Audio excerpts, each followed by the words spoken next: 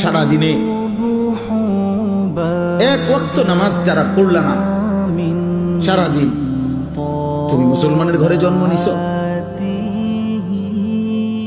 তোমার মতো নিকৃষ্ট নাফরমান মুসলমান এত বড় অসভ্য হয় যে 24 ঘন্টায় একবারও তার রবের সামনে যার কপাল সেজদা দেয় না, তার চাইতে নিকৃষ্ট গাদ্দার আসমানের নিচে জমিনের উপরে আর কেউ নাই।